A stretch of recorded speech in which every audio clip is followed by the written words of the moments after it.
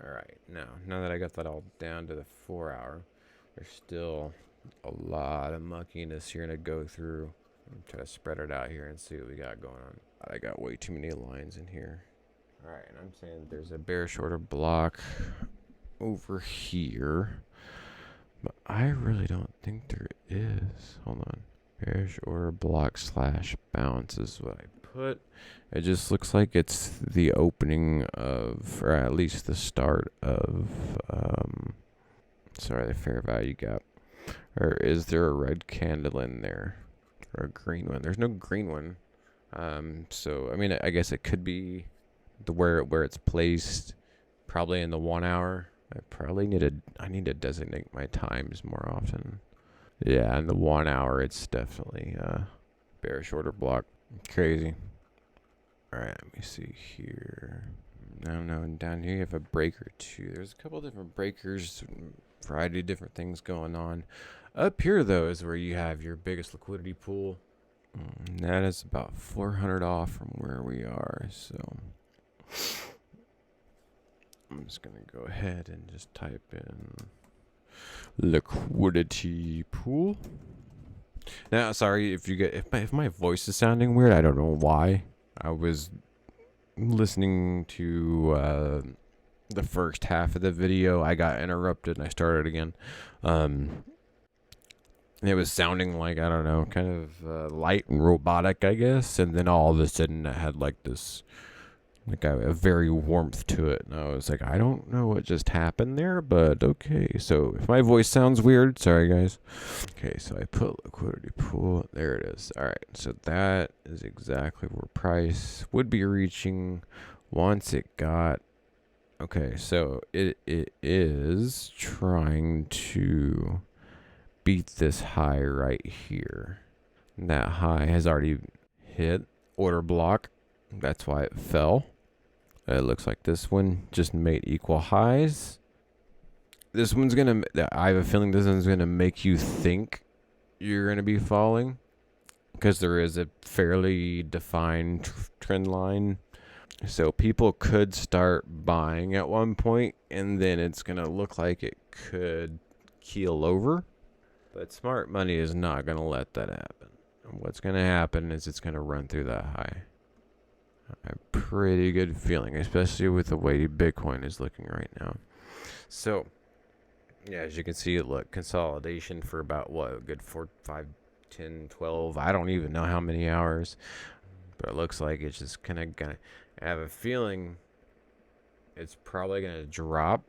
You see this low level here, and then you see the fair value gaps here. I have a feeling it's probably going to be trying to get to that area, and then once it does that, I mean, it'll be a really quick drop, and that's gonna be one of those ones where you have to pay attention. You have to wait for it, wait until it gets that gap, and as soon as it hits that gap, buy, boom, it turns. I think it's gonna turn around, get up higher than that previous high.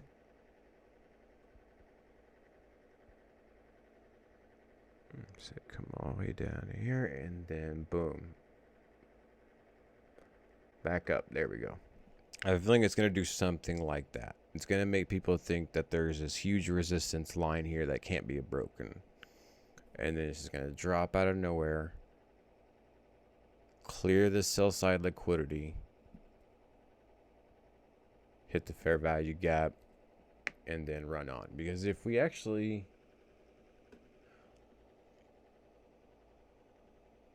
let's do this. Where would that hit on the fib?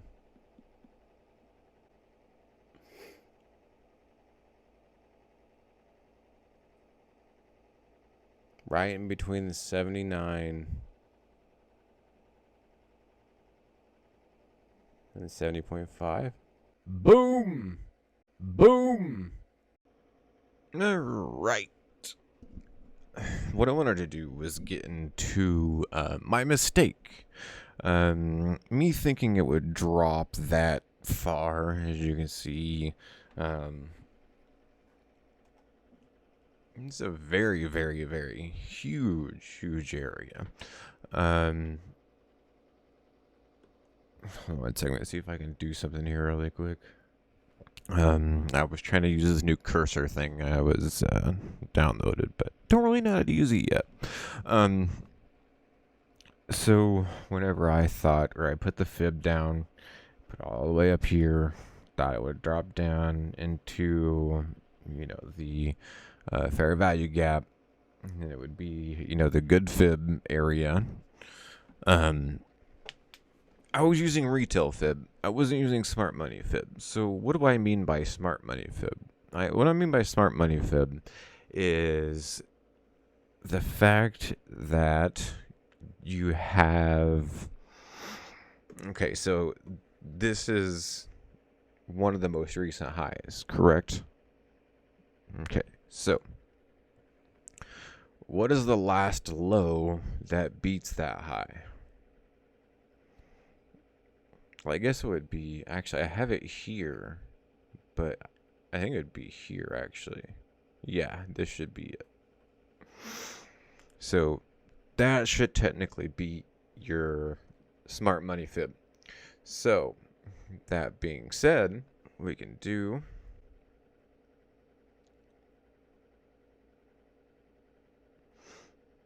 hit play and watch it update every hour. See how it dropped. And it dropped right into the golden zone. I mean, one of the places it hit was the 80. That was just below what? That was just below this one. That liquidity zone, or sell side liquidity, I should say. But also it was a bullish order block at the same time. So let me go ahead and make this one out. So both of those converging, just dropping below the sell side liquidity, which is right here. I know it's kind of hard to see because I have Fantom Trendlines on both of these. Let me go ahead and take that off. And by Fantom, I mean literally Fantom. They're not real, guys. They don't hold any weight.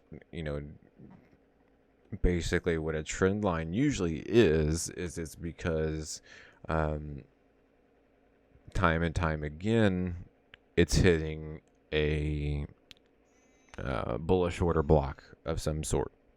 And then it'll move up, and when it comes back down, it hits another bullish order block. And it moves up, and it comes back down and hits another bullish order block. And that's kind of what it creates those trend lines. But they don't stay like that forever. So instead, as you can see, where my original idea was, to have it come back down to here, to reach into this area, was just completely wrong.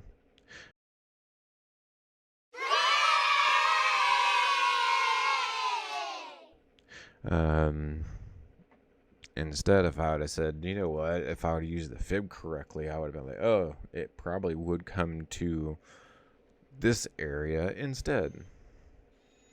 And so that is my mistake. I realized my mistake afterwards, because I did record that section of the video earlier today before it even dropped. I didn't even realize it had dropped until about almost 2 hours afterwards, I want to say. Just because I forgot what I was doing. But I don't know. So instead, now you know for future reference where to put your smart money fib instead of just putting a fib at the nearest low and at the nearest high. No, it's not like that. It's at the nearest low that breaks the nearest high. I kind of something like that. No, just get me out of here. So as you can see, I had the markings of where I thought it was going to do. go up. The good thing is, and if we want to get into the 15 minutes of it, and then we are going to make this the silver color, text, silver, gray, whatever you want to call it. And I'm just going to throw SSL on there for sell side liquidity. So, you heard me say it's probably going to drop, take out the sell side liquidity, and then move up from there. Well, it was the sell side liquidity that was within the smart money Fibonacci, or the smart money, or the I guess you could say short-term premium, or sorry, short-term discount. So that short-term discount would be right at the 62, right? Yeah. So anything below the 62 to the 88 is the discount. It got to the 80. I mean, it was almost perfect. I mean, it could have been perfectly called. Just made one dumb mistake. Good news is I'm now in a trade. Or did I close it already? Let me see. No, I think I had 2 Bitcoins, one for Tether and one for Bitcoin, and then one Ethereum open, and I think I have cleared the Ethereum trade now. Let me see. I can if I want. I haven't closed it yet, but if I wanted to close it, I'd be in the green. But let's see if we can make some more money off of it. Anyways, that's all I got for the correction. In the meantime, we shall see what this does. See, I want to think it's going to do the same thing, at least as far as reach as that height. I mean, geez, it's 4,000. It's kind of, we're talking about a big reach. This could take a couple weeks, but do you think we're going to get lower than this? Is there any reason to get lower than this? That's the question. Like I said, I thought we were going to drop hard to get to this fair value gap, but we don't have to. Why? Because it looks like the Fibonacci, the short-term discount, had already been decided. The order block was in place, and we were good to go. Actually, the way you should have these is a little bit more in your 100. You should have these starting right at your 62. I usually don't do that, though. I'll have like 4 of these stacked on top of each other. And I'll have the lowest of the low at the 0.61 or the 0.62. I'll add a little bit more to the 0.75. I'll add a lot to the 0.79. I'll add a huge amount to the 0.88. 100 I won't add anymore, because if it gets lower than that, generally, it's seeking lower liquidity. So we did have this liquidity run right here, because the rest of it's on the same plane. It's almost like they're all on the same rejection block. I don't know why I'm even pointing out this one, because that's just something I drew. So let me delete that off of there. And yeah, this right here was the hour fair value gap. And just above it is an order block. So your last up move before your down move. I'm guessing that's probably on a 5-minute case. Yeah, that's on the 5-minute case. Whenever it looks like it does 3 small humps, and after that it tries again one more time. Not 100%, but it looks like it could be just above the last down move, and then starting there could be the order block. I don't believe that would be the case, though, because I think that would make the coordinates just out of reach, and it wouldn't hit it and return back to where it was. Maybe not. Hold on. Let's see what the high was here. 36.24.30. Yeah, would have been just out of, I mean, close enough, though. So maybe not. Now I'm looking at Ethereum. We have the 1 hour fair value gap. It looks like it has spent enough time in there. It has also, whenever it came back down, hit a breaker, moved on back up, tried to get outside the 4 hour fair value gap or the 1 hour fair value gap. Couldn't make it just yet. It's pulling down again. This time I have a feeling we're probably going to be sitting around the bottom before it takes off. So we'll just have to see. Maybe I'll give you an update in about another hour or so. Or maybe I'll go live. Who knows? It'll be fun. But this is Ted coming to you late Friday night because I am bored, so I'm doing nothing except for watching crypto. Crypto with Ted. Maybe that's what I should call my show, not Bodies and Wicks. That's stupid. Alright, anyways. Tell me what you guys' thoughts are. Let's check out Ethereum. It's at the bottom.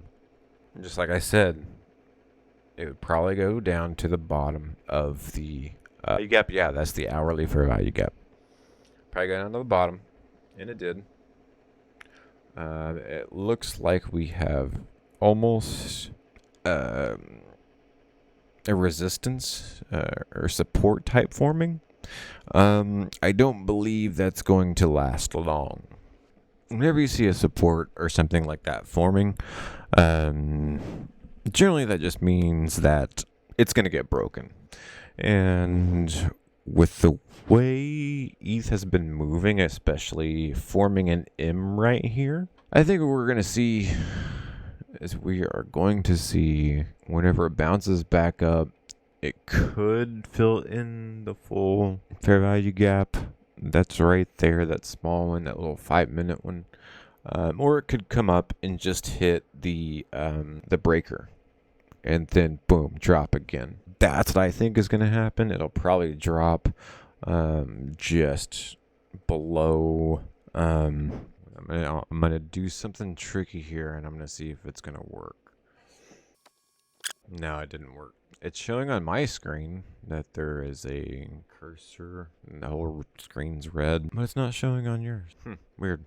All right, so that's what's going on with Ethereum, and then we will do Bitcoin as well.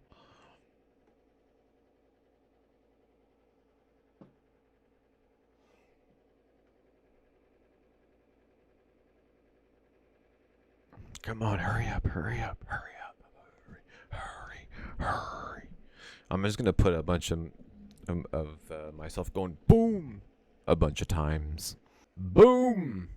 Because I had to do it. Boom! Especially whenever I made that perfect call yesterday regarding I think it was Ethereum. Boom! If you go to my if you follow me on, Trading View, I'm at Tedzily. You may be able to search for Bodies and Wicks too. I think I have that in my profile, maybe. Why is this not going over to Bitcoin? There we go. I did create an idea and said, get in at this time, get out at this time. And it was almost to a T how close I was to nailing that trade. And I was so excited while I was in it too. I was like, oh my God, this is... I mean, generally, whenever I get into a trade, I can manage it to earn some money. But nothing like, as massive as yesterday was. And nothing as spot on as I was yesterday. Okay, this is not Bitcoin. This is Ethereum. Jesus, come on now. BTC USD.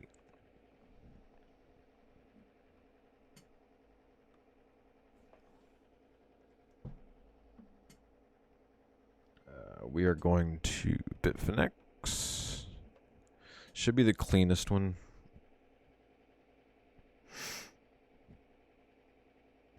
Even after I pulled up. Oh no, it was Bitcoin that I called yesterday. Because here was the first. And then here was the second entry. So we had 1, 2, and then boom, it took off. And I said it should end here. And it was $10 below the mother effer. But there was also an area that I said it would reach to. And I promised that it would reach to, and sure enough, it did.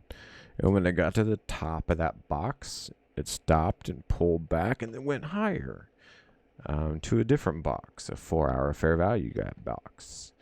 But I was hoping that it would get a little bit higher than that, and it never did. Instead, on the 15-minute, it closed just on the outside of the box and started going down.